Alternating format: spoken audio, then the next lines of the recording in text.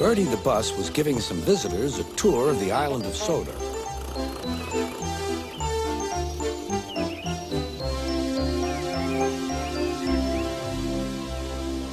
It was their last afternoon, and Edward was preparing to take them to meet Bill and Ben. He found it hard to start the heavy train.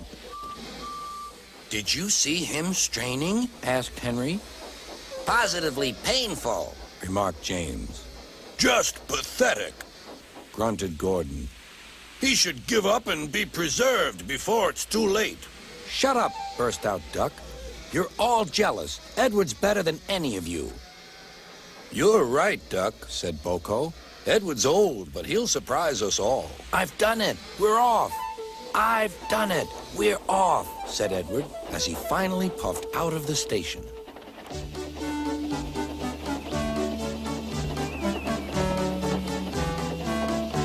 Bill and Ben were delighted to see the visitors. They loved being photographed. Later, they took the party to the China Clay Works in a brake van special.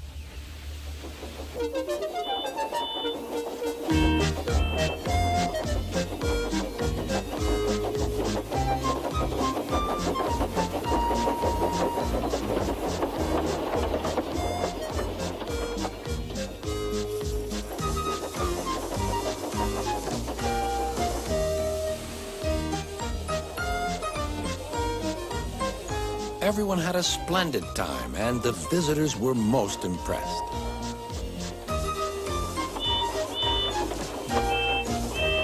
Then Edward took the visitors home.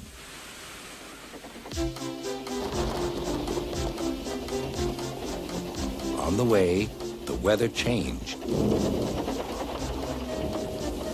Wind and rain buffeted Edward. His sanding gear failed, and his firemen rode in front, dropping sand on the rails by hand. Suddenly, Edward's wheels slipped fiercely, and with a shrieking crack, something broke. The crew inspected the damage. Repairs took some time. One of your crank pins broke, Edward, said his driver. We've taken your side rods off. Now you're like an old-fashioned engine. Can you get these people home? They must start back tonight. I'll try, sir, promised Edward. Edward puffed and pulled his hardest, but his wheels kept slipping, and he could not start the heavy train. The passengers were anxious. The driver, fireman, and conductor went along the train, making adjustments between the coaches.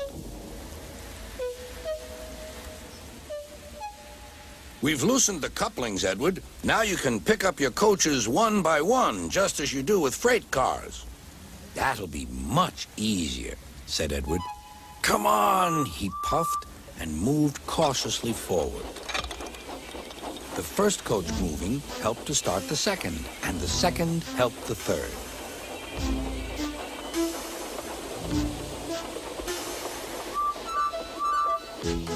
I've done it! I've done it! Puffed Edward. Steady, boy, warned his driver. Well done, boy. You've got them! You've got them!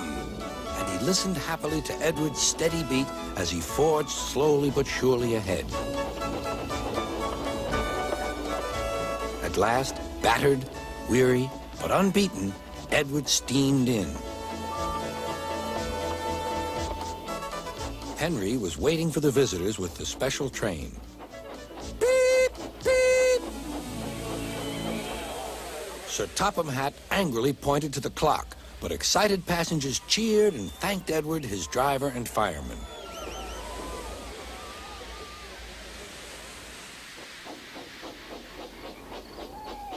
Duck and Boko saw to it that Edward was left in peace. Gordon and James remained respectfully silent.